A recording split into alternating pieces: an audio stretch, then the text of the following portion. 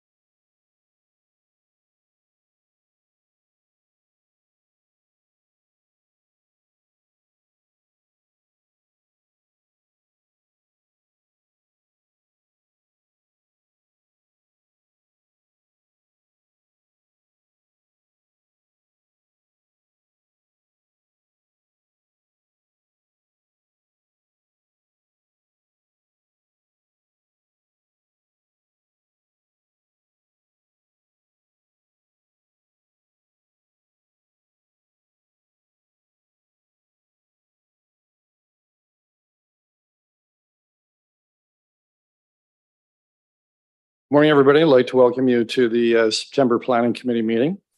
So I'll ask, Lisa is one of the assistant clerks. Would you please take the roll, or have you taken the roll already?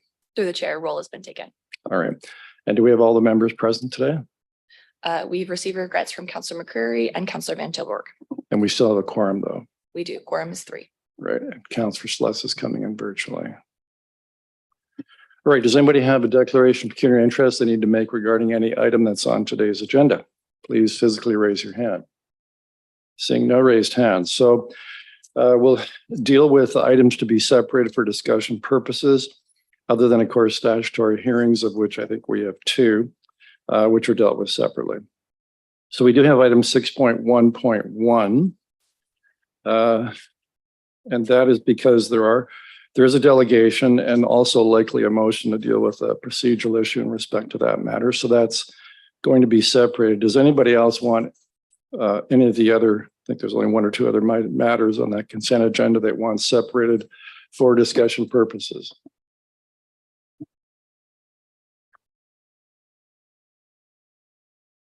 Seeing no raised hands for that.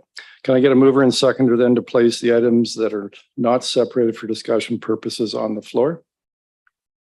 Councillor Sikoli and Councillor Sluss. So Lisa, would you please give us the title of the items that we're voting on? Items subject to the vote are as follows: draft plan of subdivision 29T23502 and the minutes from August 17th, 2023.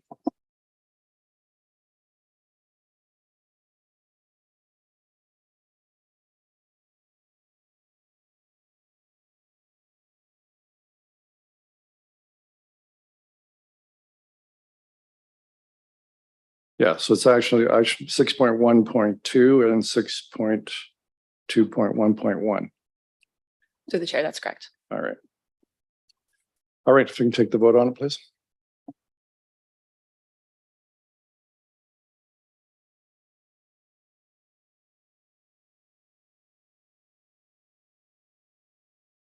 All items not separated for discussion purposes carries on a recorded vote of 4-0. Those voting in favor: Councillor Sless, Carpenter, Sikoli, Mayor Davis. All right, before we move into the statutory public hearings, I think we have a motion to deal with the item that is 6.1.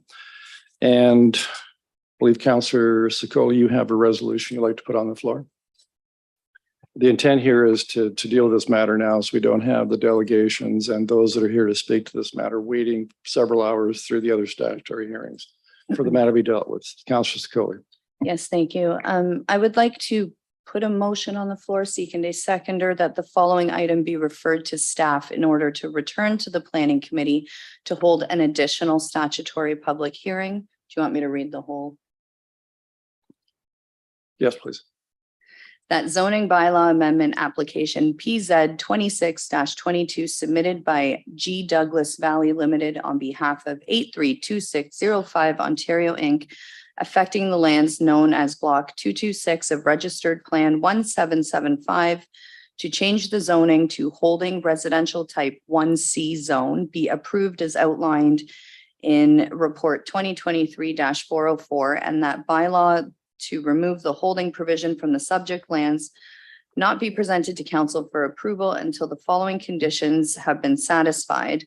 That the applicant at their expense address the need for a peer review of the D6 compatibility and noise assessment prepared by CC6 Engineering dated June 23, 2022, or any addendum thereto, that the satisfaction of the manager of the development planning, and that the applicant at their expense implement the final recommendations for the D6 compatibility and noise assessment prepared by CCS Engineering dated June 23rd, 2022, or any addendum thereto through the future conditions of draft plan of subdivision 29T-22505 to the satisfaction of the manager of the development planning, and that draft plan of subdivision application 29T-22505 submitted to G. Douglas Valley Limited on behalf of 832605 Ontario Inc., affecting the lands known as Block 226 of Registered Plan 1775 be presented to council at a later date for the consideration of the draft plan conditions, and that pursuant to section 3418.2 of the Planning Act RSO 1990 CP.13, the following statement should include in the notice of decision: regard has been had for all written and oral submissions received from the public before the decision was made in relation to this planning matter as discussed in 9.4 of report 2023-404. That was a mouthful. And this is just to ensure that If I get a seconder to put on the floor for discussion, Councillor Sluss seconding. Go ahead, Councillor. Thank you, Councillor Sluss.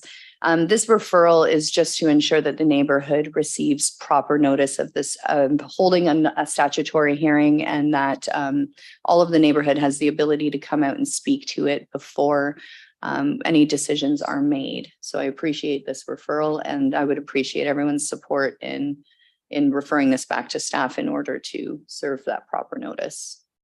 Councillor Sluss. Thank you, Mr. Mayor. Yes, I'm glad to see this referral come forward. Further to what's in the referral, I would also like to ensure that we hear from Maple Leaf Foods, the industry that immediately abuts the subject property, because given recent events, we're hearing what the impact of the industry is to the development, but we're not hearing the impact of the development to the industry. And I would like to hear both sides of that discussion. So I would hope in staff's dealing with the referral that they will reach out to the industry that abuts and get their thoughts and suggestions on the subject land. Thanks, Mr. Mayor. Yeah, and if I can add as well. First of all, I apologize to those. There are some here that are here today wanting to speak to this matter. And it's kind of a procedural irregularity, and it comes out of what was a very unusual situation at our meeting in August, where because we only had 3 members here, there wasn't a seconder, you may recall that. And so there was no resolution that was on the floor to be discussed. And so it's come to us today, not as a continuation of a hearing, because you can't do that. The statutory hearing was closed. And it's come to us through our rules on delegations. And the bottom line is this, that if you haven't registered, you can't speak today. I know there are people that are here today that are hoping to speak. And the best way to ensure that is we reconstitute or we reconvene a statutory hearing so people can come and speak to it. And they don't have to follow the formal rules to be a delegation. Also, reconvening the statutory hearing there'll be fresh notices sent to all the neighbors that received notices before. So everybody will have a proper notice of this being dealt with, likely, I think, probably at our October meeting. And so I'm going to support this to ensure that the procedure we follow is inherently fair to everyone, and everyone who's entitled to notice under the Planning Act receives proper notice and has an opportunity to speak to this matter. I know Councillor Sluss that Maple Leaf Foods, and perhaps Councillor Sicoli might fill us in on that, have been notified, and I believe that they can't speak for them, but I expect they would be here when this is reconvened as a statutory hearing. Any other comment? Councillor Carpenter. Now, will the meeting be held in the day when people are working, or will we, if we really want to get as many residents out to speak as possible, will we be holding the meeting in the evening hours when residents are not working and they can attend? No, we'll be following the normal procedure. So it'll be I think the third Thursday in October. So this is just another extension to the daytime meeting, the 9 o'clock meeting. Correct. Okay, thank you. Councillor Sikoli. Yes, thank you, Mayor Davis. I did want to touch on Maple Leaf and let anybody here know who's hoping to speak to this, that I've been in communication with the plant manager at Maple Leaf, and we've been trying to connect with head office to have further discussion. And I really want to hear from them, and the timeline of this being on the agenda tonight or today just didn't there just wasn't enough time. So Maple Leaf and their opinions on what's going on here is incredibly important to us. And I know that Joe Muno from our planning department has been in contact with Maple Leaf as well. So we want to hear from them. We want to give them an opportunity to come out. So the ball is rolling. We just need a little bit more time. And I appreciate everyone's support on this referral. Call the vote then. Lisa, please.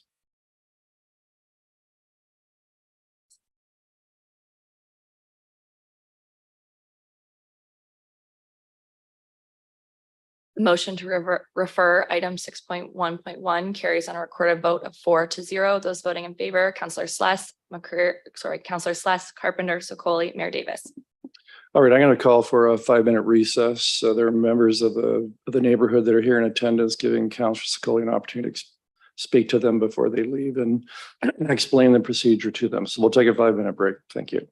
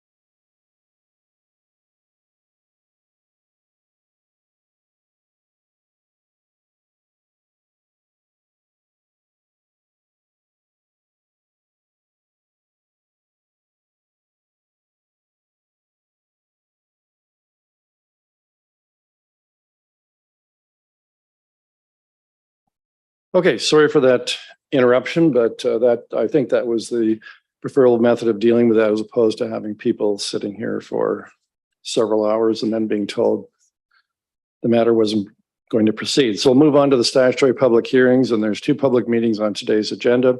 The public meetings are held in accordance with the provisions of the Planning Act. The purpose of the hearings is to discuss the planning application, to hear from the public either in support of or against the application. At the end of each public meeting, the committee will pass a recommendation, which is generally considered for a final decision at the next meeting of council.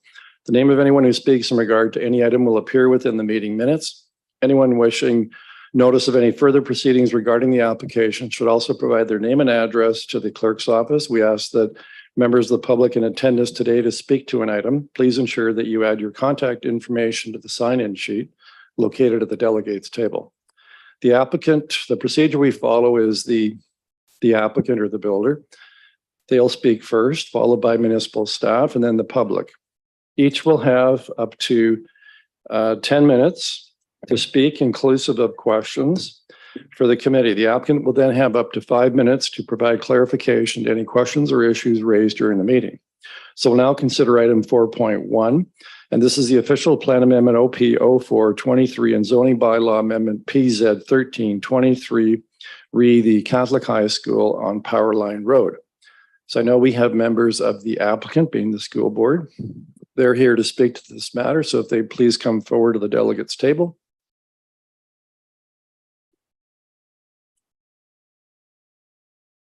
That's actually our application. That's right, because we still own the land. Yeah, we have to get this rezoned before we can actually formally convey it to the high schools, the school board. So it is actually my mistake. It's actually the city's application. So we have Mr. Joe Muto on behalf of the city planning staff to speak to this matter. So Joe, you know the procedure. You've got 10 minutes to make your presentation, inclusive of any questions. Thank you, Mayor Davis. Good morning, Mayor and members of committee. Joe Muto, Manager of Development Planning. Can we get the presentation up, Madam Clerk? Thank you.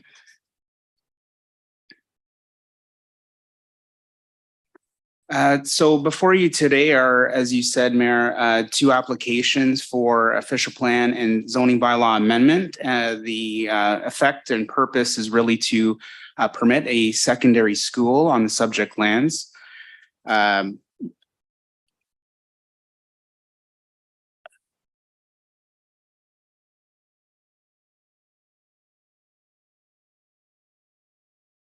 There we go.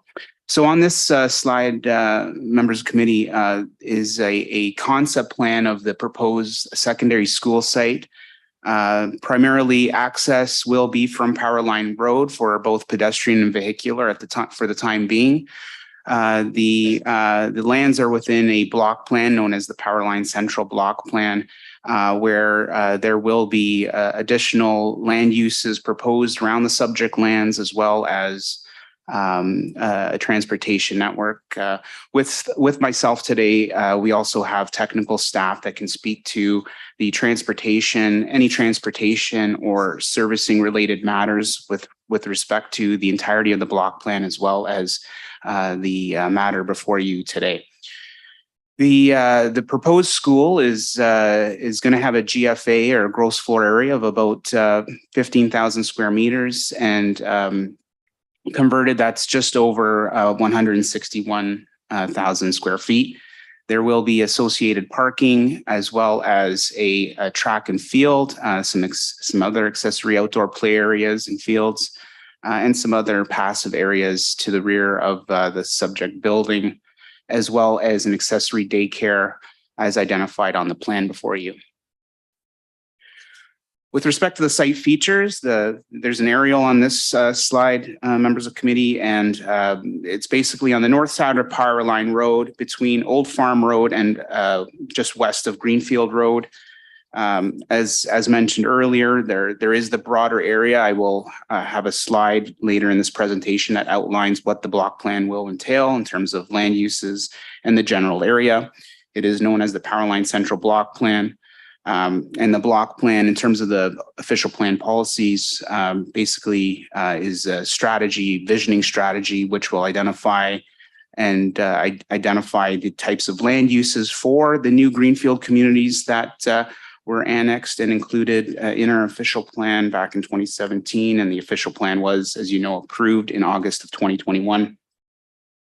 And as said, once the block plan is endorsed or finalized, it will identify what those future land uses and what the developments will look like north of Power Line Road with respect to these lands. There's some site photos on the next slide, members of committee. The first slide is a photo of the subject lands looking westerly. And the second photo is a photo of the lands looking towards or from Old Farm Road. As you can tell, the lands are currently vacant and just being cultivated for agricultural purposes at the time, for the time being. In the way of a brief background, as you said, Mayor Davis, the subject lands are currently city-owned. There is a portion currently that's being reviewed for the school site, and where the Catholic School Board will undertake and enter into and finalize at some point in the near future an APS, or a purchase and sale agreement for purchase and sale. This is all stems from the review and work that senior management and council had done with the school board after their announcement of April 2022 with respect to the provincial funding of over $45 million for a new Catholic secondary school in our community or general area. Council provided staff with direction in July of 2022 regarding pricing of the sale of the subject lands, as well as the planning process and how to expedite that process. Hence, myself before you today with respect to the recommendation and report for advancing the Planning Act applications. Here is a photo, drone photo of the subject lands in July of this year, which identifies, and as you can see, the two hedgerows, forest and environmental to the north, and the subject lands themselves shown with some cultivation on the westerly portion of these lands. With respect to the recommendation before you today, staff identified some development considerations that were spoken to and identified in detail with the report in this agenda here today. Staff contemplated the direction provided and the sale of the lands in question. Staff has been working diligently with the landowners of the participating landowners within the Powerline Central Block Plan, as well as the school board. And the school board has also been involved in those discussions with their consultant team. And continue to work through the block plan process, as well as the subject lands and developing them. The other things that were contemplated with respect to advancing this is the timeframes that the school board is under with respect to the funding associated to the development of the school. As it's indicated in the report, the school board wishes to start or basically put a shovel in the ground by June of next year. And have the school open for classes starting September of 2026. Land use planning considerations with respect to the applications before you dealt with assessing the overall policy regime in the Planning Act, as well as the other provincial policy documents, and as of course the official plan. In that regard, the staff reviewed the natural heritage system policies, as well as the archaeological resources on site, and the work that the school board has been doing with respect to that. And I can tell you that they have been working in consultation with the Indigenous groups here. And then in terms of implementing the overall development, staff is recommending a holding, which I will speak to in my upcoming slides. As indicated earlier, there is a servicing strategy to address the development of these lands for the secondary school. As indicated in my first slide, they provided a concept plan. That concept plan will come to fruition with respect to a future site plan application and any future studies to facilitate and implement that plan. And the zoning before you today will be dealt with by staff technically, as well as the ward counselors. Because this is a city-initiated application, the staff provided a staff report to the Planning Advisory Committee There is an appendice with their memorandum to staff in my staff report before you, as well as the public input. Staff can safely say there was no email or phone calls in objection to the school site. However, they were asking questions. Members of the public were asking questions with respect to the size and area, and staff provided them with copies of the concept plan before you today. The next slide is actually the approved schedule in the official plan. And this is the Powerline Central, and the star on the plan before you is the general area of where the proposed secondary school will be located. The next map shows the official plan mapping of the subject lands. The dotted line is the adjacent overlands feature, as well as the yellow shown as neighborhoods, which would allow, based on the criteria of the official plan, a major institutional use to be permitted on the subject lands as identified in the discussion of my staff report before you. So ideally, the two applications before you today is the official plan amendment, which proposes to change the land use designation from residential to major institutional. That official plan will obviously evaluate the adjacent lands overlay and the overall policy criteria in the official plan. And secondly, the zoning bylaw amendment, which is kind of unique, but this council and committee have seen it before because the annexed lands are within the former county lands pursuant to the boundary agreement. The zoning bylaw is still in effect for the county. So there will be a change of from agricultural zone to major institutional zone N2. The change in land use permission is basically to allow for the secondary school. I can also advise that we've evaluated both the school board's planning consultant as well as myself have evaluated the current concept plan before committee and what has been provided to date, and there will be no site-specific regulations with respect to the change in land use for the zoning bylaw. Staff is proposing a holding zone for the subject lands, and that holding zone is specific to servicing and the finalization of the purchase and sale of the subject lands. Just to remind committee that the holding zone is a matter of delegated authority to the chief planner. So the next time, though, the committee and council would see it would be at the most appropriate council meeting with respect to the bylaw for lifting the holding. Mr. Mayor and members of committee, that concludes my presentation. Actually, I missed one slide. In conclusion, the proposed applications are consistent with the provincial policy and meets the policy criteria for major institutional uses within the official plan.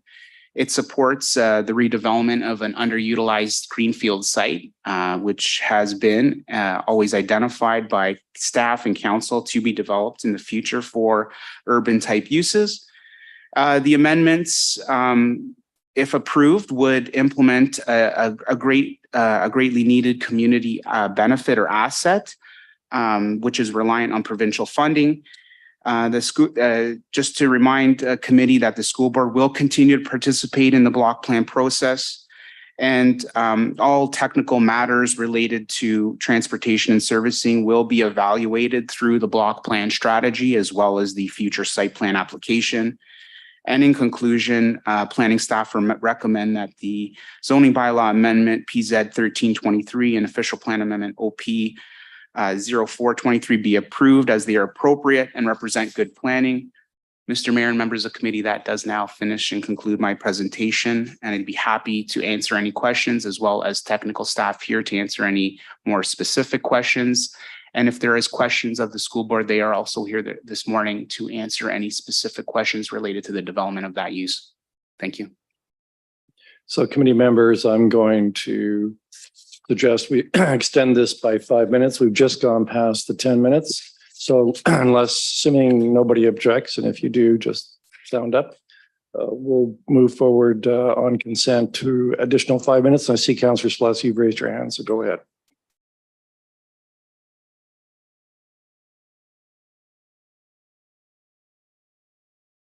I believe you're still muted, Councillor Sluss. There we are. I'm sorry. Through you, Mr. Mayor, to Joe. Joe, the background material indicates that we'll be doing a temporary connection of services regarding water, sewer, hydro, those types of things. And that when the block plan is totally developed and the permanent facilities go in, that the temporary will be removed. It's simply to facilitate the expedited process. Who pays for the disconnection, decommissioning of the temporary servicing? Through the chair, Gary Peaver, Manager of Development Engineering. Through the chair to you, Councillor Sluss. Some of that servicing that is being contemplated for the school is really unknown how much temporary it will be. That strategy is still being looked at through the block plan process, as well as the Powerline EA that will be initiated here shortly. Generally, some of that disconnections would be potentially, at the cost of the city when going by some of the servicing. However, in the meantime, we're looking at the most efficient way of servicing this site to get it online as soon as possible.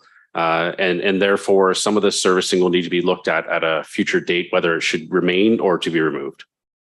Okay, thank you. And just secondly, it's currently proposed that the access point would be off of Powerline. Is that going to change once the road network has been established through the block plan? Through the chair to yourself, Councillor Sluss, the main entrance will remain off of Powerline as the building is kind of facing Powerline Road. However, it is contemplated to have the secondary access off that future collector road that would be going east-west just north of this site. Okay, thank you. Thank you, Mr. Mayor. Councillor Scully. Thank you. And I'll preface this by saying I'm just fresh off my high school drop off this morning. So I have some questions about the layout of the conceptual design, because everybody knows what a school drop off looks like at 8:30 in the morning. So is the idea that everyone will be turning off Powerline Road when we're dropping off the kiddos? Is that the idea? Like, where is the main entrance? Through the mayor to Councillor Sicoli, the main entrance as identified for pickup and drop off would be that driveway or access point directly across from Old Farm Road. I'm assuming, Madam, I provided Madam Clerk with 11 by 17 copies of. Okay, I just got it. So yeah, and if there's any members of the public here today, I've got extra copies here and would be more than happy to give you copies of them for reference as if you are willing to speak to the layout. So back to your question, Councillor Sicoli, the main access for entrance into and departure from the school will be from that driveway directly across from Old Farm Road. There is a secondary access that will loop around as well, which is on the most easterly side of the proposed lot of the school. But that primarily may be more so for staff. Like I said, the school board is here today. We haven't really delved into the details of where parking is for who, but just based on the layout and the schematic provided, this concept planned in the report and before you, as you can see, the buses are lined up internal to the site closest to the northwest portion of the proposed school.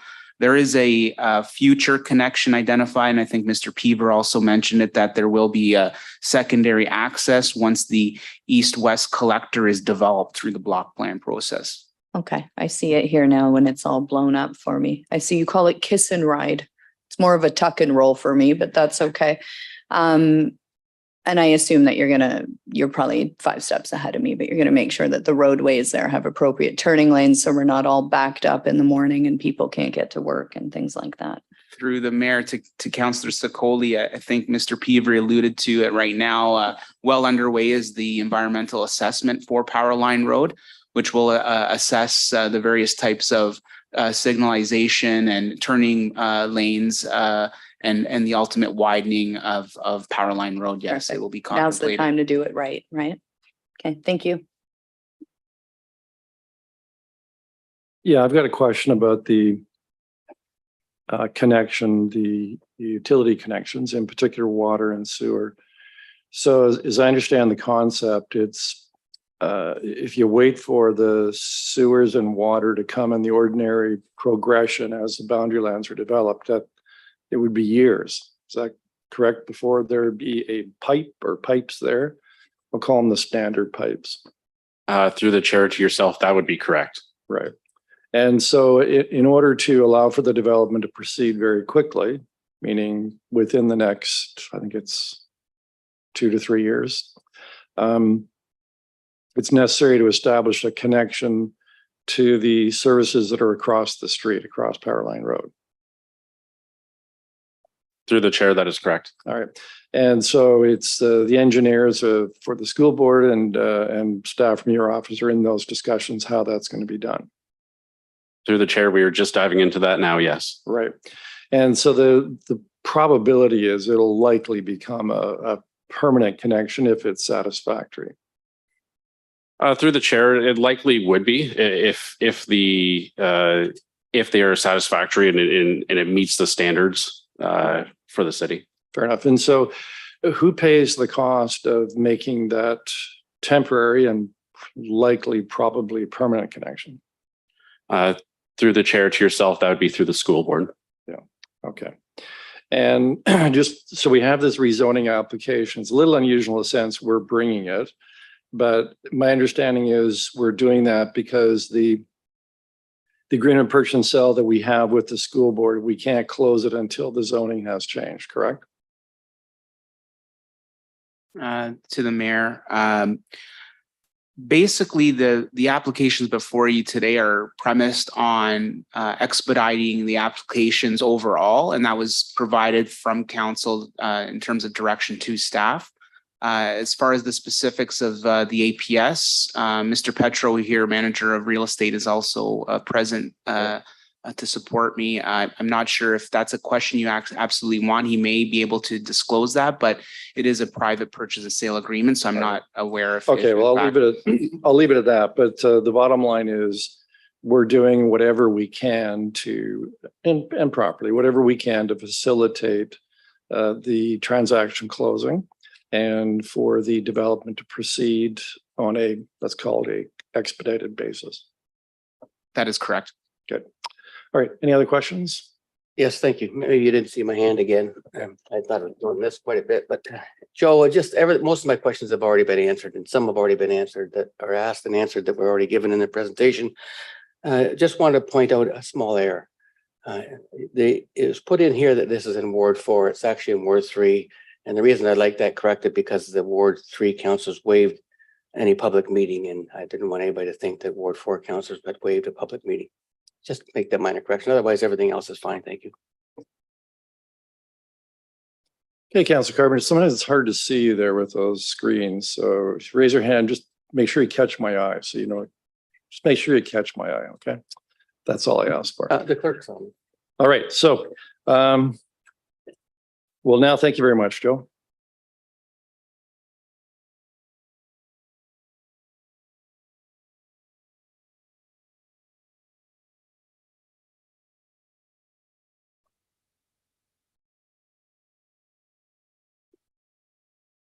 All right, so we've now heard from the proponent, which in fact is the city. So I'm now going to throw the floor open to members of the public who would like to speak to this item.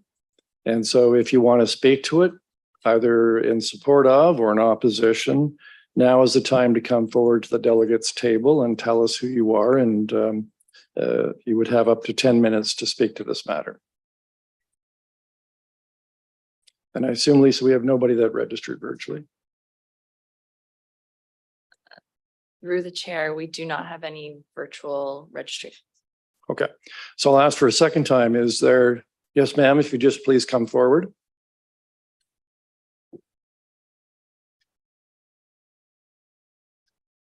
Yeah, you can, the rights will be to your left there. So there, the one that has the red button, that's live. Okay. So I'd ask that you please state your name and your address, and then you'll have up to 10 minutes to make your points. My name is Carrie Cunningham and my address is 20 Old Farm Road, one house away from the proposed crosswalk. We bought our property there 5 years ago and we were told that it was going to be zoned for residential. We were, in fact, you campaigned there, Mayor Davis, and we're answering questions of people down our street, and you said that it would be zoned for residential. There was no mention of this in your campaign. I have some concerns. The expansion of Old Farm or of Power Line, how many lanes would it be? Where would that land come from?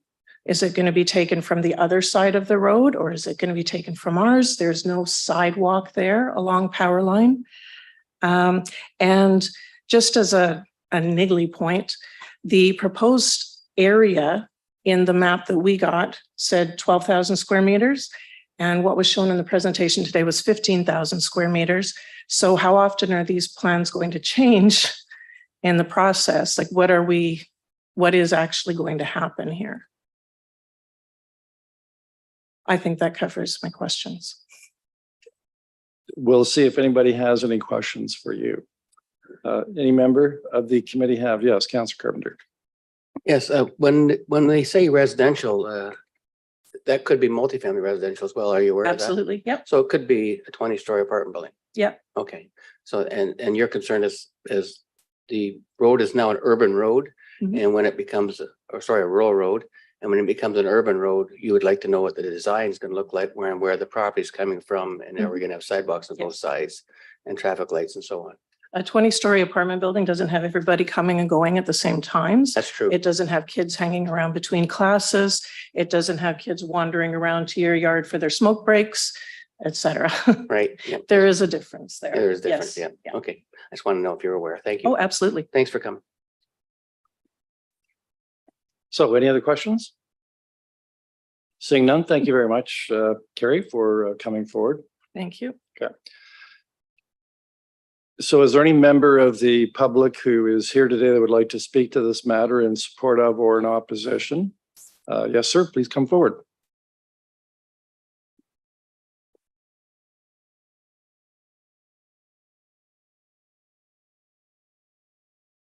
So we'll just turn your mic on. So if you'd state your name, your address, and then you have up to 10 minutes to make. Is your- JP Frenette, FRENETTE. I'm at 44 Beechwood Ave. My house was in one of those pictures they showed, like, so my house is at the backyard of this school they're going to build. So I'm just wondering, I'm at the end of the street. I'm wondering for the pipe, the water and that, if it's going to come right through my yard. I'm right at the end of the cul-de-sac there, right? And the next thing would be, are they going to put some kind of barrier up for all the foot traffic that will be coming down that street through our yards? Is it something the city's going to do? Is it something that we have to do ourselves to put a fence up or? Yeah. Just so you understand how this works. So this is a hearing. It's kind of similar to like a court application, kind of the same procedure. So you have an opportunity at this point to make a presentation, making your points, and you can raise questions, but it's like not a two-way, but when you raise questions, city staff have an opportunity after members of the public have spoken to respond to the questions that are raised. Okay. So I'm writing down your questions. So. All right. Good. I'm good. Thank you. Anything else, sir? No, that'd be it. Okay, well, hang on, because members of the Okay. committee may have some questions for you. So any member of the committee have any questions for this gentleman? Not seeing any. Thank you very much, sir. All right, thank you. Okay.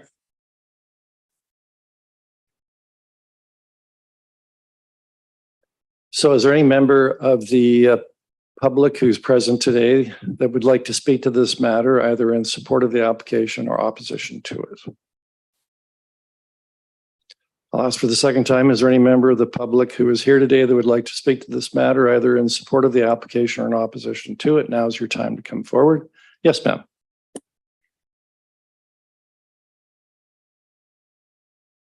So you can just go to the microphone. That's it, the one that has a red light.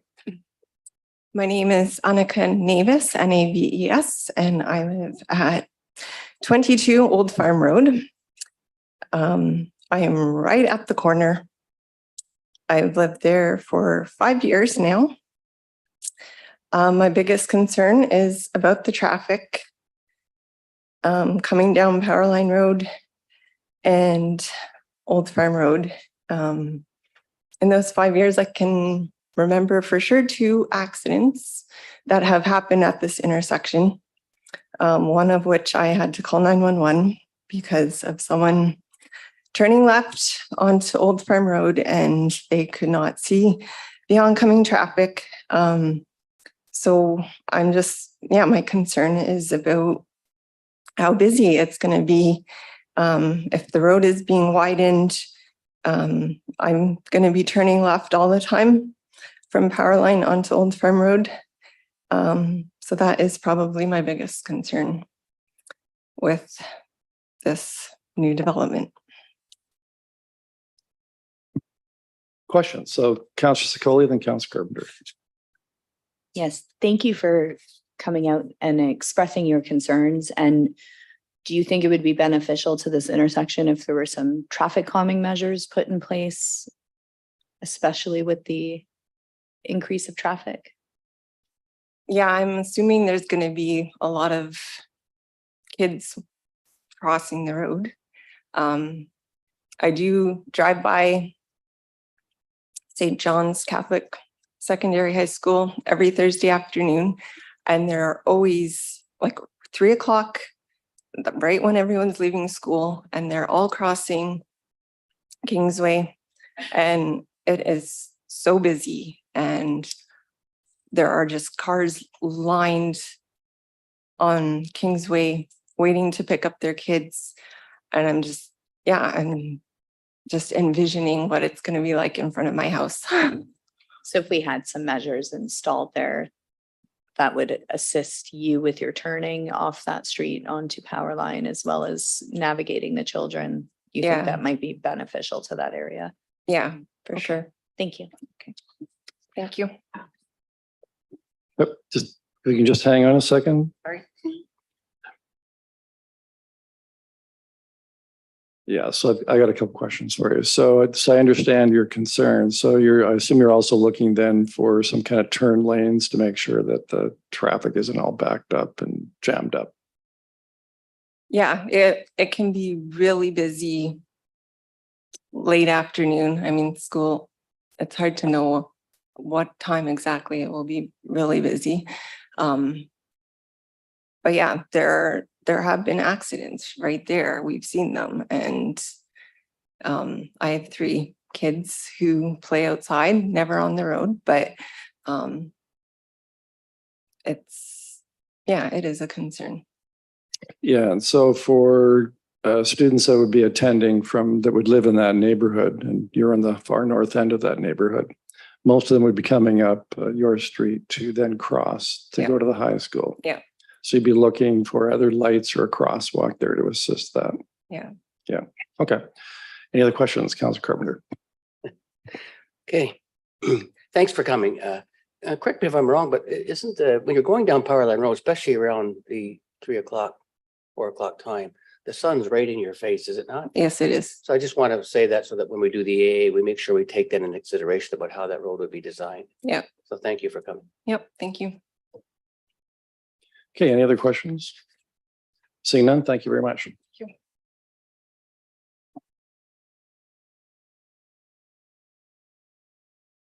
Is there any other member of the public that would like to speak? I believe Mr. Petrella, did you raise your hand?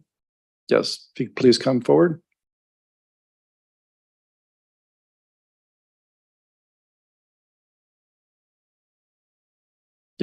Same one.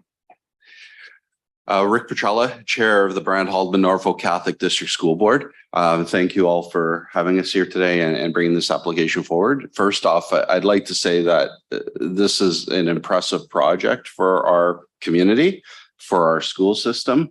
We have not had a Catholic high school or any high school in the city of Brantford since 1992.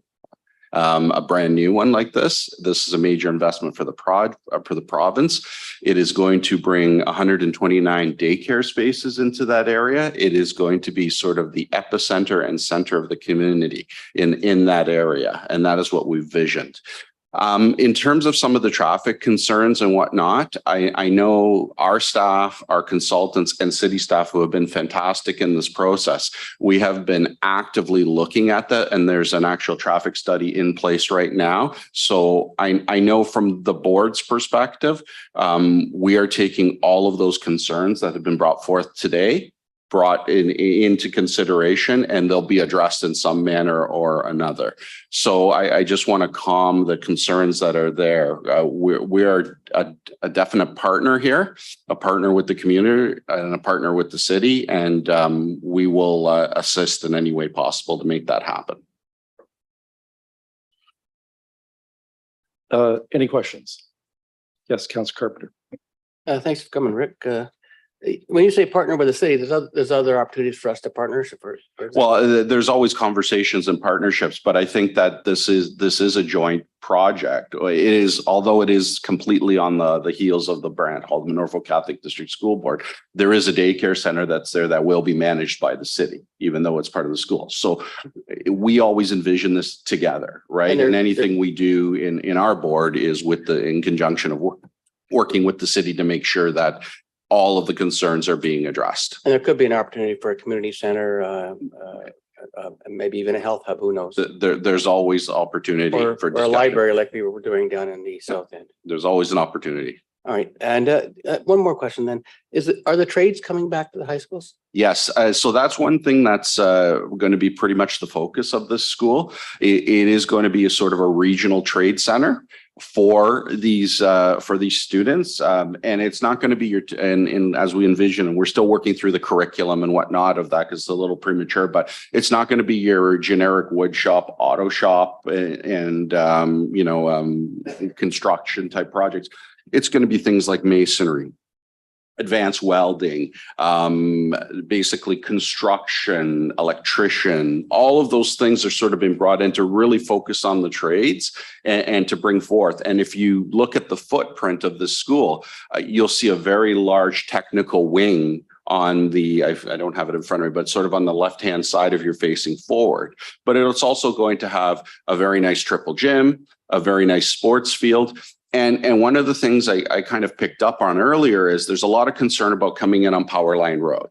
Well, this is the main reason. If you look at the site plan, the proposed site plan, there's a huge ring road that goes across the whole property. And that was designed purposely so when that causeway or that north road comes into play, we can very quickly and very easily shift the traffic, which is within the position of the board, that if it's the desire of council or staff or us to move it, that is now the ingress point for busing, then so be it. We can work with you. We're open to that. I think what we're doing here a little bit is we're putting the cart before the horse. We need to move forward in getting the school built. And that's the sort of the way forward.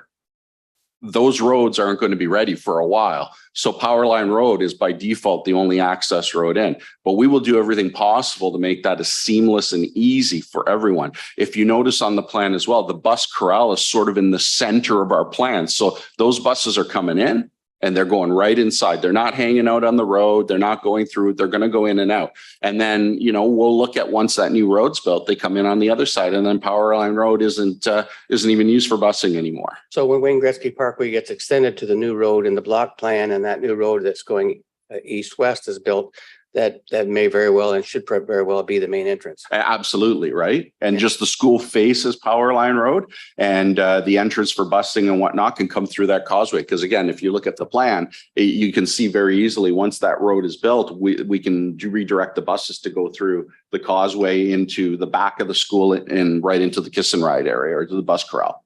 Okay, and then the access point then will be, pedestrian access will be the only access coming in. More or less, right? But again, we're currently working with staff. Like these concerns are valid, and we understand them, and everyone right now is working towards coming up with a solution to ensure that it's as least disruptive and the most effective for everyone.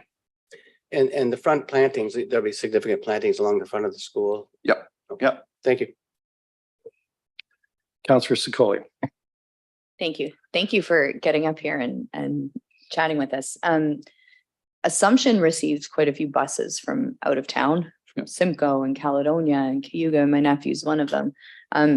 Do you know if there's any plans for this new school to take some of those from some of the buses that come from out of town to help offload Assumption? So it's a little premature on where the catchment area is. We have had some preliminary discussions internally to the board, and we really don't have a clear picture yet.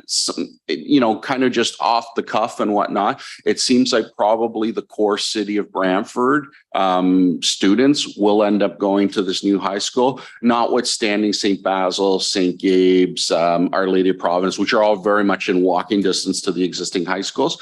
Probably pulling a little bit off of St. George as well, which the whole point of the school is to alleviate the capacity that's at Assumption College and St. John's College, which if I just off the top of my head, I think Assumption College is at 190% now. Correct. And St. John's is somewhere in the 130-ish area. So this is why this has been a big project for the province. It's their largest capital project in this capital window, and because they recognize that it's required and it's necessary and it's a good thing for the city and for us as well, right? Just looking at it through a Ward 1 lens, that's Yeah. the feedback is how do we reduce the population of Right. Assumption, right? Well, now? So- and I think you do that by taking out that whole area. So sort of other than St. Basil's or St. Gabriel's, you're taking a huge population of the city that is going to Assumption now and moving over. So St. Peter's would go, that's currently at Assumption, Holy Cross, Christ the King, all those ones there that they would sort of come off, right? That's very helpful. I look forward to it. Thank you. Yep. Yeah, Mr. Petrell, I have some questions for Sure. you. So I think you did answer it, but could you just repeat, why do you see it as being very important that we move forward this project in an expedited manner? Well, I think there's two main reasons. One is the capacity issues that we're currently facing in our current Catholic our secondary schools. Again, about 190% capacity right now we're at, over capacity in Assumption College. St. John's is 130-ish, around there. Those are the big drivers. The other thing that brings forward is we're bringing in a state-of-the-art high school to Brantford, one that hasn't been built, a brand new high school since 1992, focusing on trades, focusing on all the new technologies and things like that. We are going to be the regional tech center for the area. And that's the vision that we have as a board, to do that and to build up the trades. And you mentioned there's a window of funding because the province pays for this project. Right. Right. And like, what is that window? And if we don't make use of that window as a community, what then happens? Well, I can't speak for the government and their decision process, but I can say that there is a very strong desire both on our side and the ministries to do whatever is possible to accelerate this process for us to open that school in 2026. And in the presentation, we saw it's not just a high school. There are also other amenities that will be of benefit to the surrounding areas, both that are areas that are currently there and built up, but areas that will build up in and around this high school. So can you just give us a quick summary of what those other features and facilities will be? Sure. So again, there's a three space gym. which would, as you know, we have a joint use agreement with the city right now with a lot of our places. We will have an enhanced track and field with an 8-lane track is the current concept that's in place. Outdoor learning spaces, all sorts of things that we can do joint together. The daycare, the 129 care space daycare center that is going to be managed by the city but owned by us. And then there's other opportunities as that area grows. You know, if we were to wish to do something, another joint project, I think as Councillor Carpenter said, a library or a community center or something, we're all open to those discussions. And how big is that gym going to be and what can be done inside that? I don't know the exact square footage offhand, but it's a large triple gym complex. So it is very big. Yeah, I think it's bigger than Assumptions. Yeah, which is big. It's big. So the last set of question I have for you is, so we've had some neighbors come out and express some concerns how this is going to impact them. Unfortunately, we don't have any of the 2 ward councillors here today, but would you pledge on behalf of the school board to work with the area councillors who would then be the connection to the residents that live in this area, probably maybe even having another information session with the neighbors to get their input once the plans are a little more, there's more detail in the plans to get their input? Absolutely. We take whatever feedback that we get from the neighborhood and whatnot. Again, since we are moving on an accelerated timeline, we are moving very, very quickly. But as we get a finalized plan and we have a finalized traffic study and all those things are worked out, which probably won't be till the spring, to be very frank, at that time, we'll be able to give a better picture. I think right now doing that, I think there's a lot of questions out there, but it would be premature to have something like that at this time to be able to address those because we don't have those answers yet. But you're willing to work with the ward councillors? I mean, I can't Absolutely. speak for them. I assume they'd want to do that. Absolutely. Good. All right. So Councillor Sluss, I see you have your hands raised. Yes, thank you, Mr. Mayor. And thanks for coming, Rick. I appreciate your knowledge on this because it's your project and we're excited about it. So just a couple of questions. You keep referring that this will be a regional center. Does regional mean outside of our defined boundaries? No, it's more of a flagship, I would say, would probably be a better analogy to use that. It's something the province, as you know, the province has a strong trades initiative, skills trades initiative, and we've sort of piggybacked on those initiatives. So although this is under the Ministry of Education, there's always the Ministry of Skilled Trades are involved as well and whatnot. So it's sort of a multifaceted approach. Okay, thank you. Then the daycare, the proposed daycare, I believe you indicated 129 spaces that would be managed by the city but owned by the school board. Right.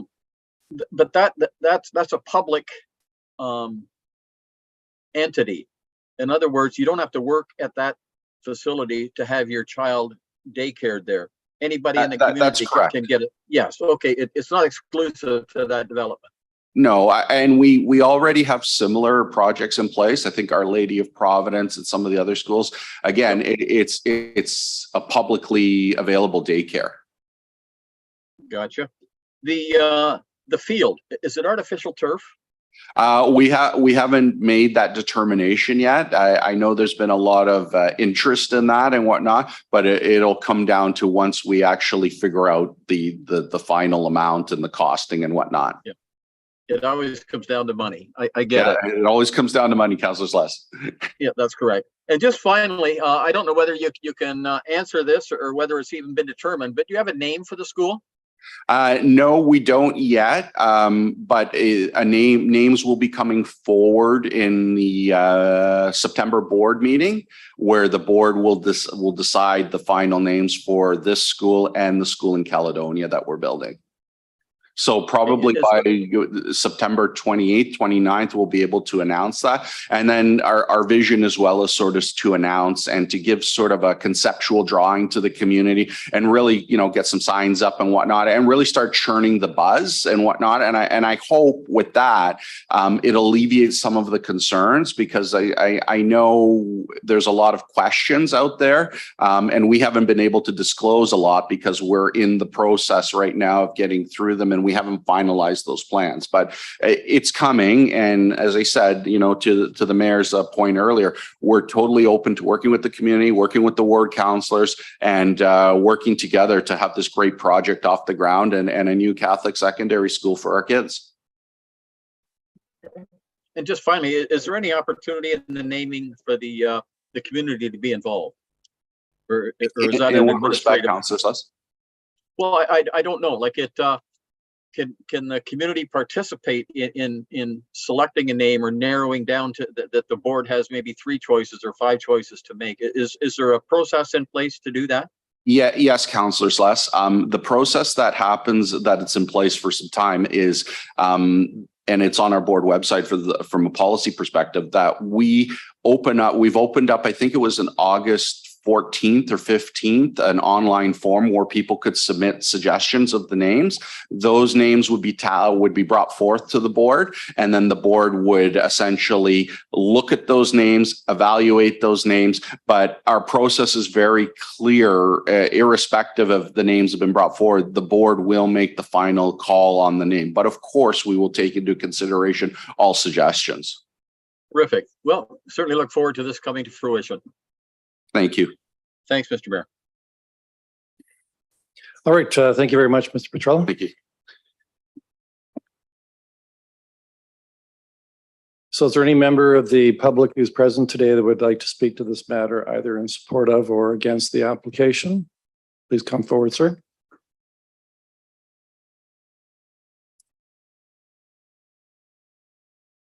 I think you know the procedure. You can tell us your name and your address, and then you'll have up to 10 minutes. Okay. Hello. My name is Rob Sawicki. I live at 43 Beechwood Ave at the dead end of the cul-de-sac.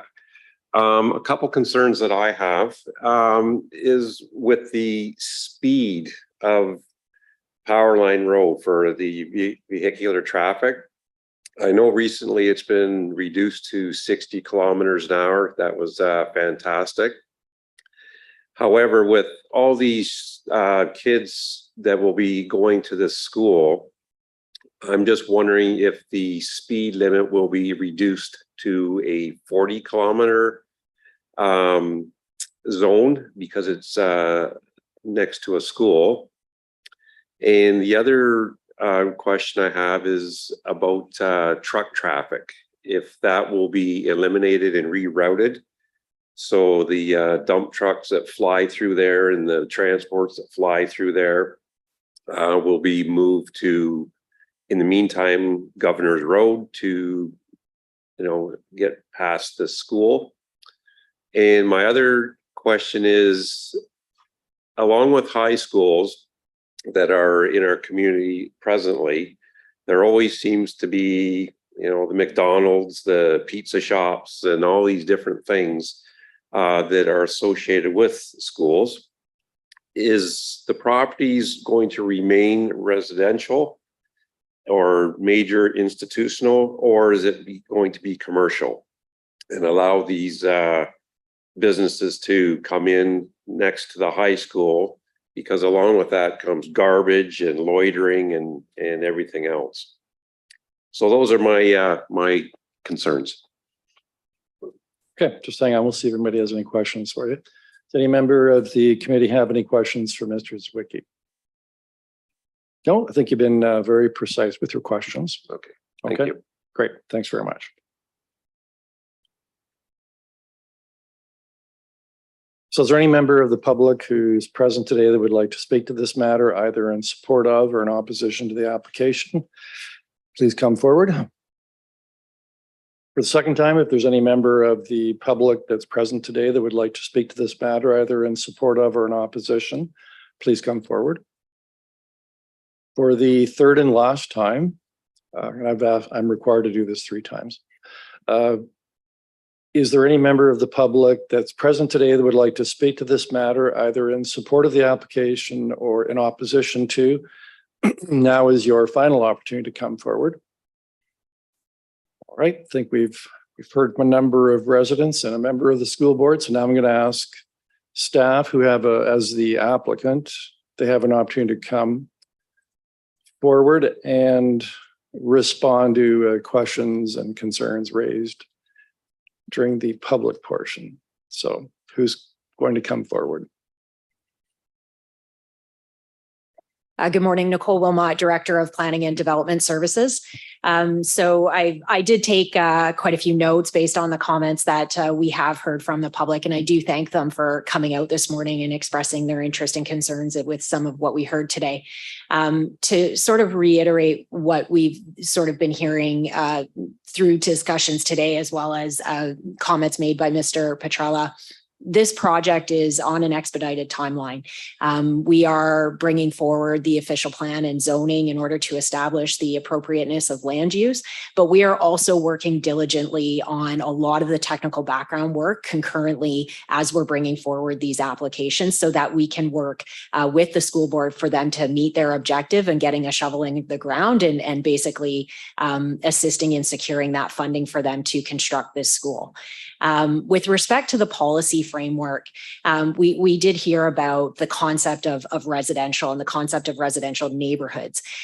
Neighborhoods, as we know, are designed with the goal to build complete communities. So within those residential neighborhoods or the neighborhoods designations, we do not only allow for housing, but also the very important infrastructure to support communities, that being a school, that being small neighborhood type uses to support the residents in that area. So not only will this school be a community asset, but it is a necessary piece of infrastructure to support the future build out and the growth of the North Expansion lands. So within that policy framework, a school is very much a contemplated use, as well as daycares, libraries, rec centers. These are the elements that support healthy communities. That's what we're trying to build. With respect to the concerns that we heard over the urbanization of the road, and I sort of group that into the concept of Powerline Road and the concept of Powerline Road changing to a much more of an urbanized road, again, to support development in the North Expansion lands. There's two phases to that. So we are working very closely with the school board, as we said, as they are preparing their technical studies to support the implementation of the school. We know that the school is coming first, or it's coming in advance of a lot of the work that needs to be done to support that larger build out. So they are undertaking the necessary technical studies, and we will build that into the reconfiguration of the road.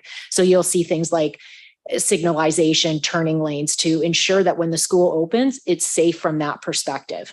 But we also know that there is a full EA happening to consider end to end what will happen over the long term for Powerline Road. And some of the concerns that I heard today are really fall within the category of the EA work that's being done. That's going to look at how wide the road will be over the long term, the full design of intersections, signalization of those intersections, truck traffic, rerouting. Those things will be done through that EA for the longer term. What I'd like to suggest to the residents that are here today, our colleagues in PW are undertaking the city's EA. It very much is in the early design stages, but consultation and public engagement is a key component of any successful EA. I'd like to suggest that maybe following this meeting, I take some of their contact information and I pass that along to our colleagues in EA, in the public works departments who are doing that EA, so that we can ensure that your voices are heard in that process. I think that kind of summarizes everything that I wanted to say with respect to the project. As we said, it is an ongoing project. We're here to establish the necessary official plan and zoning that will allow the school board to continue to move forward. We will be looking at conditional approvals to allow them to get those shovels in the ground. But even before that, in order to RFP this project, that's a key component of moving forward. And we need to have the necessary approvals in place so that we can move forward through that planning process with them. Thank you, Nicole. So we'll see if there's any questions. Councillor Sicoli. Yes, Nicole, there was a question from someone who spoke. Do you know if any of the properties on Beechwood will be impacted? Not specifically. I'd have to undertake sort of a review of their properties and what some of their concerns are, but I can absolutely work with them to evaluate what concerns they might have from Beechwood and how they can be incorporated into the overall design, whether it be from the EA or from the school directly. Okay. That's it. Just wanted to make sure that got asked. If I could just add to Ms. Wilmot's response, in conversing here with Mr. Peaver, because of the existing infrastructure in the hydro corridor that is along that edge of Powerline Road, you're pretty much stuck. Most of the expansion and widening and realignment of Powerline Road will be to the north of Powerline, not to the south. Thank you. Yeah, I've got a couple of questions about that. I think there was also concern expressed by a Beechwood resident that a sewer connection, would it possibly result in an easement across their properties? Can development engineering give us some indication of where that connection is likely to be made into the existing sewer system? Yeah, through the chair to yourself. Most of the external connections are being looked at right now, and in looking at Beechwood today, there is no direct connection to Powerline Road. So we're looking at making those connections to the existing streets that do intersect with Powerline Road. Likely there'll be a connection from all the way from Park Road North, all the way to the frontage of this property for water and sanitary. Good. And based on what Joe just told us, that would likely be on the north side of Powerline Road because of where it is that the city owns land in that area. Through the chair, that is correct. And the hydro lines do have setback requirements that we would have to stay away from. Right. And they're on the south side of Powerline Road. Through the chair, that is correct. Okay. The question to you, Nicole, so all of the surrounding lands, can you give us some indication first, where will the major east-west arterial road likely be? And what is the process for doing the detailed planning for the remainder of the lands that are north of Powerline Road, let's say between Park Road North and King George Road? What's that process? And, what are we going to see up there? So that process entails going through the block plan planning process. So right now, we are currently working with block plan owners to establish the comprehensive network for land use within those areas and be consistent with our official plan policy. So we will see the full build out of residential neighborhoods, as I mentioned, with a new east-west collector road that will likely have some intensified uses along that road, with commercial uses to support the new neighborhoods that will be constructed in that area. Through the block planning process, the actual road alignment for the new east-west collector will be determined. We generally have a general sense. I mean, you can pretty much split the north power line or north power line roads in half, and that's the general location of the new east-west collector. But there's a lot of coordinated and comprehensive work to ensure that we get a full alignment across the entirety of the block plan area. So there's a lot of work between the block plan groups to ensure that we can secure that alignment. While this application is advancing ahead of the block plan strategy, we are working very closely, as is the school board, with the larger block plan group to ensure that there is alignment between the ultimate design and full build out of the school and how that will ultimately fit in with the larger concept of that block plan area. Right. But in terms of, there's been enough conceptual planning done to this point over the last 4 years that we know that the major east-west road link is not going to be Powerline Road. It's going to be a road that's actually to the north of these properties. Yes, that's correct. So as I mentioned, there will be a new east-west collector road you can see on our block plan schedule, which is identified in our official plan. This is focusing on the block plan, which contains the school site. But in actuality, we show in our official plan what that conceptual design will look for the entirety of the north expansion land. So essentially from Garden Ave all the way over to Balmoral and Paris Road. And so, yes, there will be, as I mentioned, a new east-west collector. We're working with the block plan owners to determine where the ultimate alignment of that road will be. But you're correct that the intent is that the network or the main thoroughfare through the block plan areas will be a new road, not Powerline Road. But that's not to say, as we've mentioned, that there is urbanization required for Powerline Road to even support the increase in expected traffic as a result of the development of these lands. Right, it can't stay 2-lane. No. No. No, that's correct. And that's the purpose of the EA, to look at expanding it and what that would entail and how it should be aligned. But the major east-west route will be in that corridor that's, I guess, is kind of a pinkish color up there. That's correct. So the pink is identifying that road network, as well as the more intensified permissions in terms of land uses where we'll want to see that type of development. So we heard from some of the members of the public today around concerns around the McDonald's and those commercial uses that potentially come in to support new students, as well as people that are living in those areas. They would be within that east-west collector road more appropriately than what we would see along the Powerline Road network. Right. So that pink corridor would be more like the Wayne Gretzky Parkway, east-west for that area. To a smaller degree, but degree. in general, yes, that's where we would be looking to move the majority of the traffic. And that's where we'd be looking to see, like I said, those more commercial type neighborhood supportive uses and more intensified residential development as well. Right. And when Ms. Petrella talked about there being a back entrance, that when the lands are more developed, that there'd be certainly bus traffic at the very least would be routed from that. He was referring to a road in that pink corridor. That's correct. I mean, as it stands now, there would be connections. We would like to see connections off of that east-west collector. There is some natural heritage there that is currently being reviewed in terms of an appropriateness for that connection, but there could also be a side entrance. I mean, that's part of what's being evaluated through the block planning strategy. But as Mr. Petrella said, this school will develop in advance of the larger build-out of that area. So there needs to be a temporary connection. And I say temporary as in the main entrance into this school that needs to be established in the interim period. So kind of similar to how Assumption was developed. Assumption was developed really before the Shellard Lane area developed. Yes, that's correct. And I did attend Assumption, and at the time there was only a connection off of Shellard, but over time now we've seen connections off of Conklin Road as well.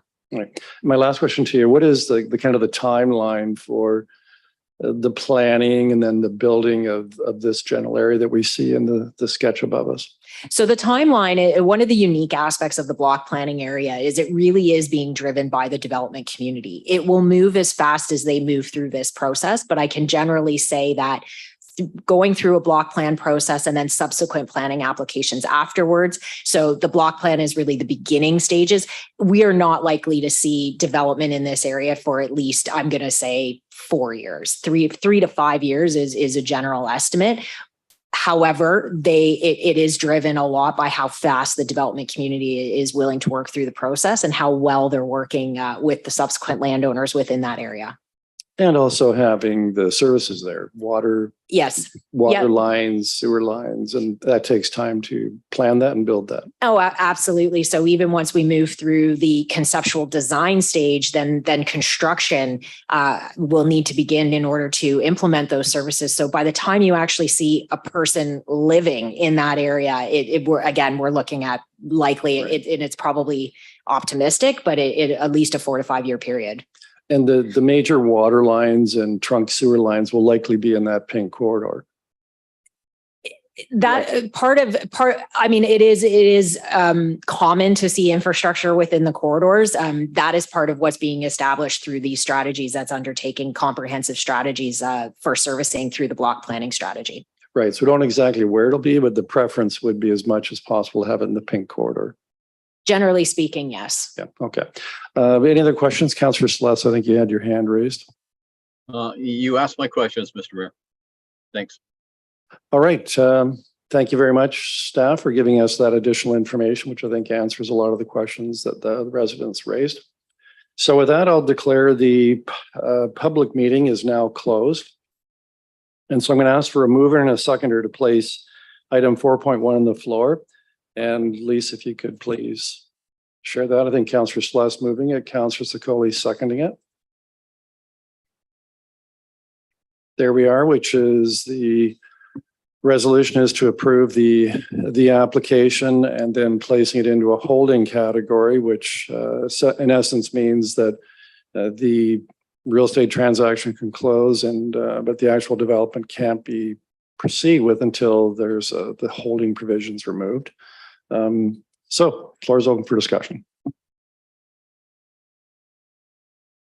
Councillor Carpenter and then Councillor Sikoli. Okay, yes. I think a new high school in this area is going to be very valuable for the community in the area. And the Catholic School Board's been very forthright in making sure they're ahead of the game by making sure that the school's there before the development happens. And that's been to the benefit of Catholic School Board residents and ratepayers and the community at large. The Assumption is a beautiful school, was well done, well ahead of development down there. This is another example of that. I wish the public board would do the same. It would be great if they could sort of get it together and build a new high school.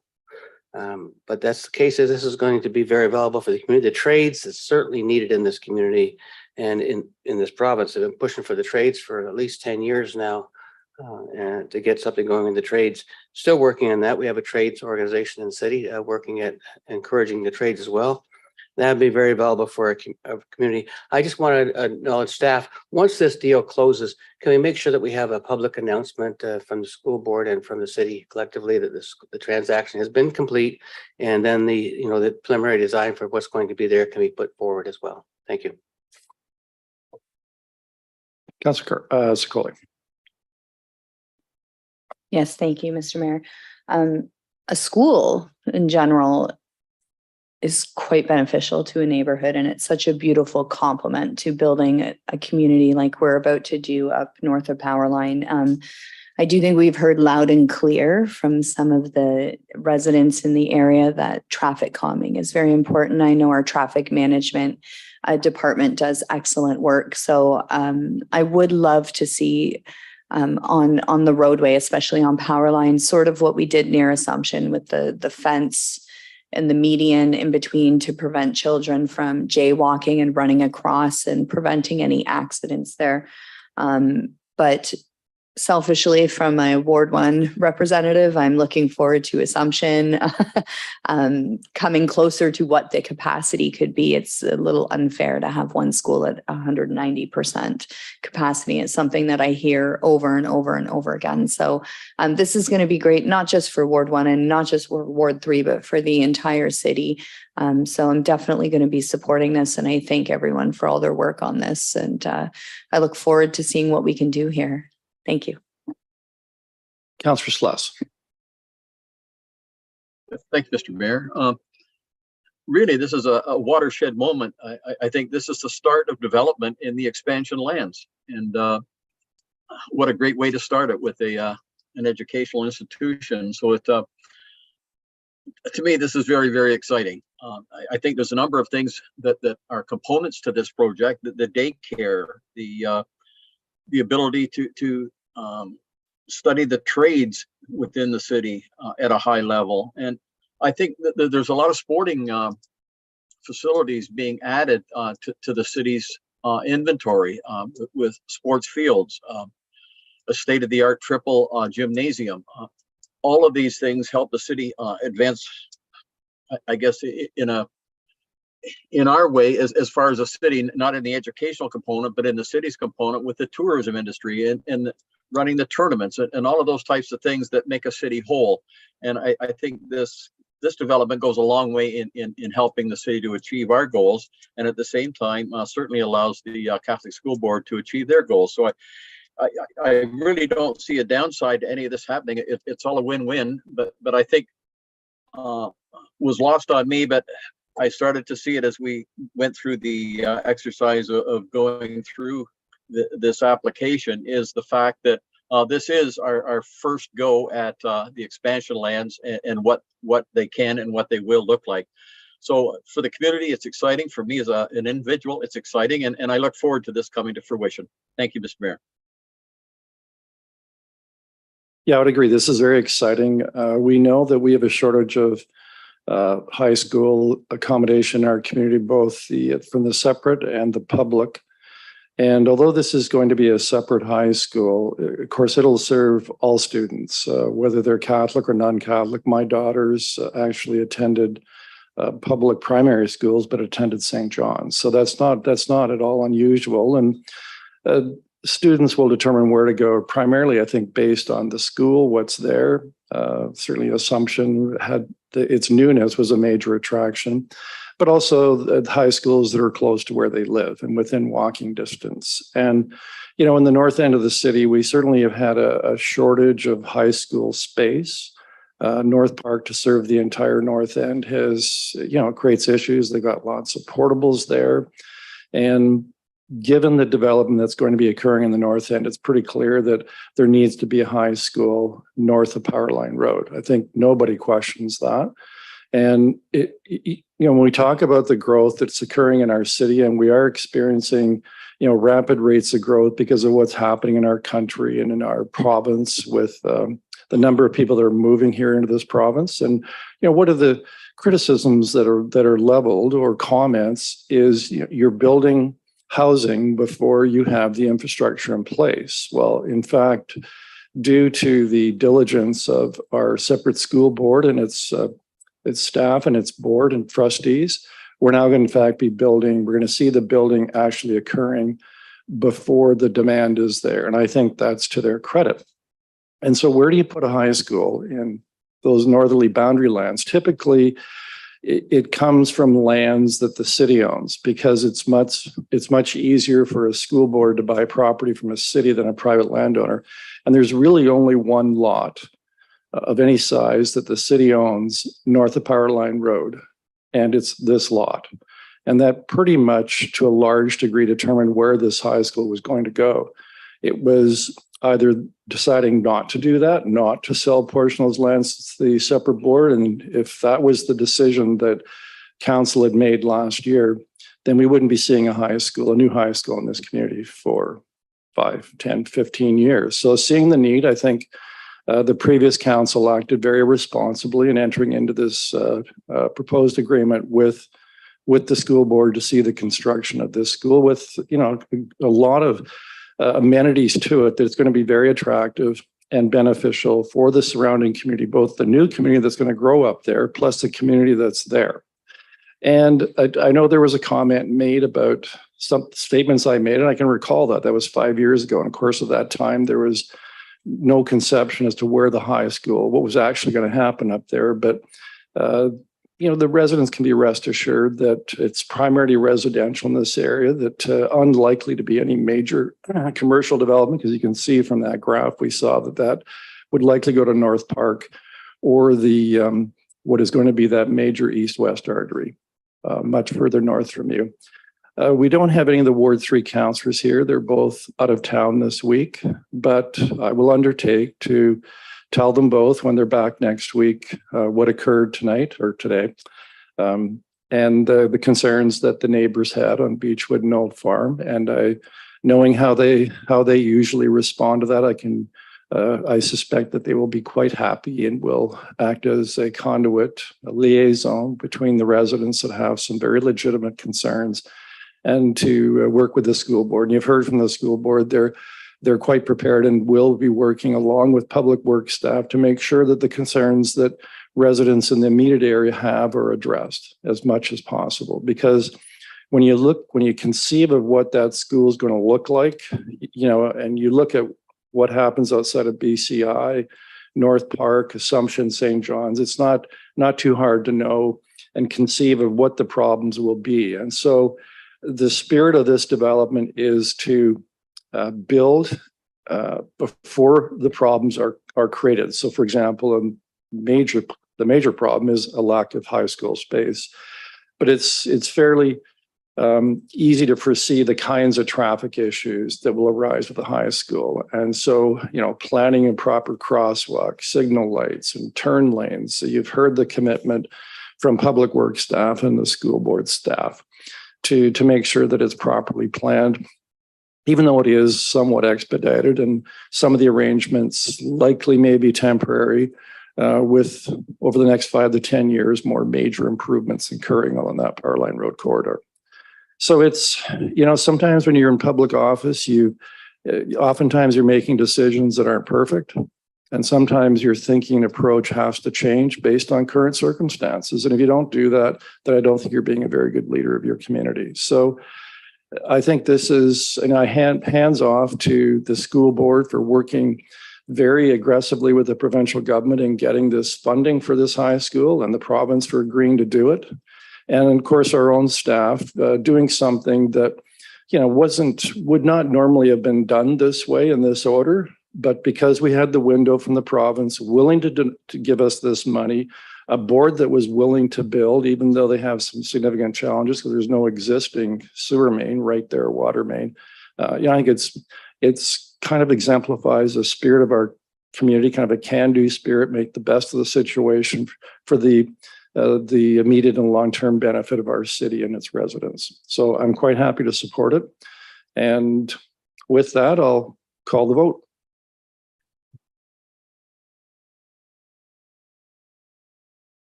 Item 4.1 carries on a recorded vote. Those voting in favor, Councillor Sless, Councillor Carpenter, Councillor Secoli, Mayor Davis. All right, we'll now move on to the second matter that's before us for a statutory hearing. And that is zoning bylaw amendment PZ 0923, which is 344. Actually, I think we'll just take a very short break as a transition to the next public hearing.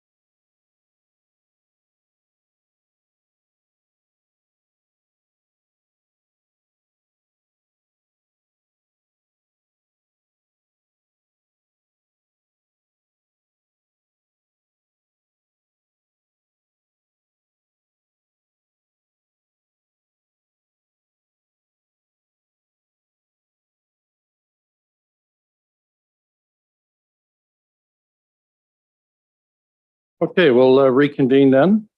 And we're now dealing with item 4.2 zoning bylaw amendment PZ 09-23-344 Elgin Street. And I see the applicants already lined up at the delegates table.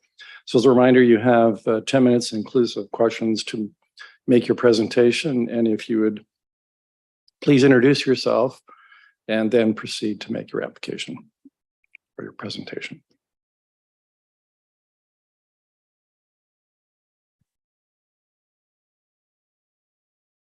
All right. Good morning, everyone. My name is Jillian Smith, and I'm an urban planner at MHBC, which is a planning consulting company out of Kitchener. I'm here today with Christina Spears from the city of Brantford, the applicant, as well as Lee Taylor from RPL Architects, who is the architect on the project, as well as Gord from the city of Brantford. We're here today to talk about the Brantford Police Station expansion, which involves a proposed zone change in order to facilitate the expansion of the facilities. So I'm just going to give a quick overview, and then we will be available to answer any questions. So the existing police station facility is located at 344 Elgin Street. It is zoned institutional service.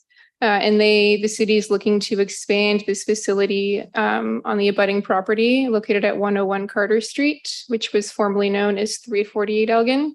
And this is a site of Enbridge. The Enbridge property is currently zoned general industrial. And the city is proposing to expand their current police station by acquiring some of the Enbridge property, as well as through an easement agreement. The expansion requires a zone change to permit the police station use over the easement and acquired lands. I just want to draw your attention to this figure. So the area in blue is the Enbridge site. The area in red is the acquired lands that the city has acquired for the police station. And then the area in yellow is the easement lands, which the city and Enbridge have an easement agreement for the police station to use those lands. The reason for the easement is because there is buried infrastructure underneath the ground, and it would be easiest for Enbridge to maintain control of those lands to do any upgrades or maintenance on that infrastructure. There is no development proposed on the easement lands. It will just be another driveway entrance and exit for operational vehicles, as well as additional parking. So the specifics of the expansion include a 3-story addition on the back of the existing police station building, as well as a new generating room, and then a sort of maintenance garage for the vehicles. All of the proposed additions will be wholly inside city-owned lands. The acquired portion will also have an additional 39 parking spaces. The easement portion will only accommodate this additional entry and exit way from Elgin Street, as well as 115 parking spaces. In total, there will be 370 parking spaces when considering the city-owned lands as well as the easement lands. This is a rendering that the architect has provided to illustrate what the development will look like. As you can see, the existing police station building will be renovated and upgraded on the exterior. And then you can see that proposed 3-story addition on the back. Also included in the proposal is an upgrade to landscaping, which is being dealt with through the site plan application. In terms of the specifics of the zoning amendment, as I had noted, the Enbridge lands are zoned general industrial, and this permits industrial land uses. The police station lands are zoned institutional service, and that permits ambulance, police, and fire stations. So as part of the proposed amendment, we are rezoning the acquired and easement lands to the institutional land use with site-specific regulations. The first site-specific regulation is to have a reduced interior side yard setback from 4 meters to 1 meter. Because no new development can occur within the easement lands, all of the proposed additions have to be within city-owned lands. And in order to facilitate the proposed additions as planned, The generating room will be sort of encroaching into this interior side yard setback, resulting in a 1 meter setback to the easement lands.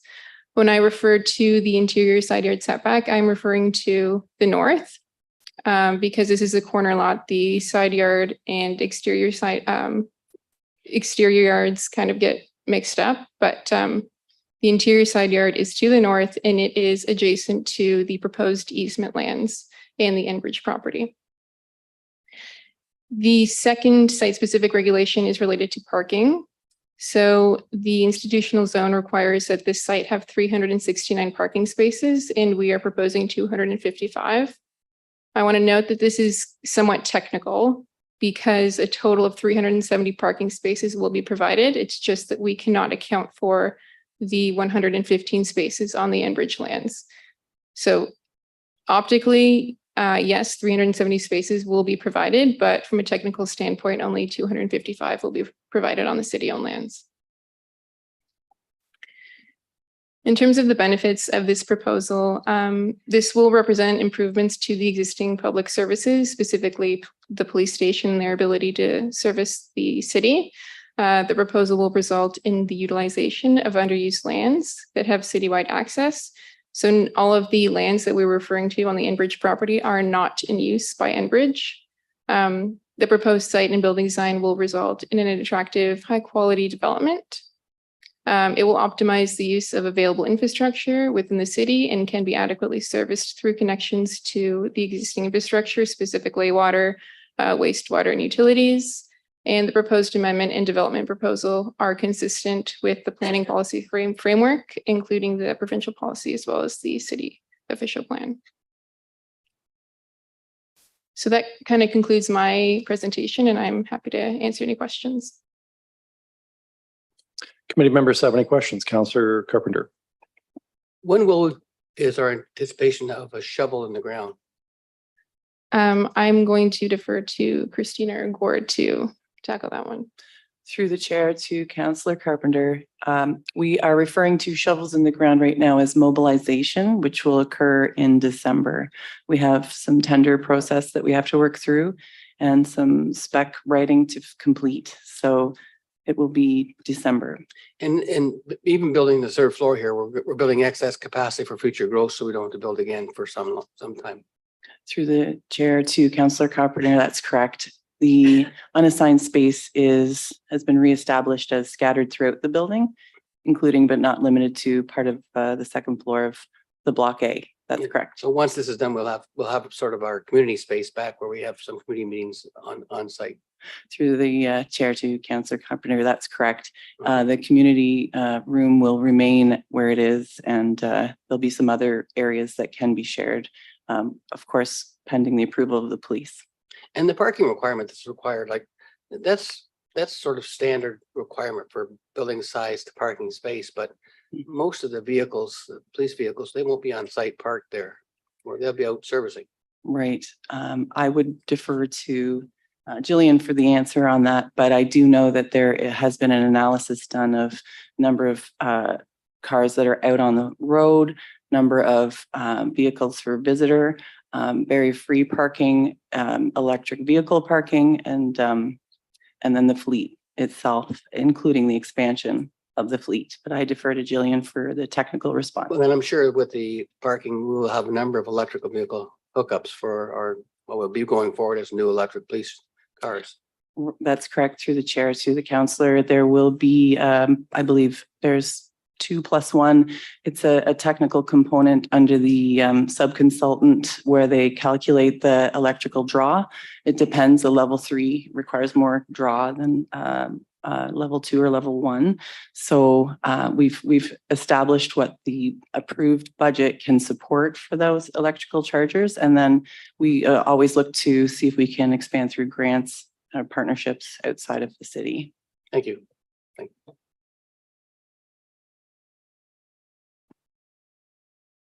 I think that's it for questions. Thank you very much.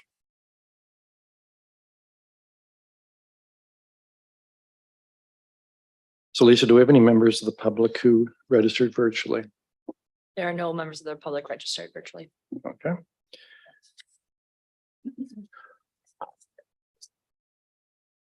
All right, I'll now open the floor to members of the public who might wish to speak to this item. If there's any member of the public who's in or about the chambers that would like to speak to this application, either in support of or against, would you please come forward to the delegates table? Not seeing anybody rushing forward, I'll ask a second time. Is there any member of the public present who would like to speak to this planning application, either in support of it or in opposition to it? Please come forward. I'll ask for the third and final time. Is there any member of the public who is here today to speak to this application relating to the addition to the current police station? And now is your last opportunity to come forward to speak either in support of or in opposition to the application. So I assume, do the applicants wish to make any clarifying statements? Shaking your heads, I don't think it's necessary. All right, so the public meeting is now closed. Can I have a mover and seconder to place item 4.2 on the floor? Moved by Councillor Sless, seconded by Councillor Carpenter. There's the resolution. It's to approve the application for rezoning to facilitate the expansion and redevelopment of the police services station. Discussion. No, seeing none. Lisa, would you please take the vote?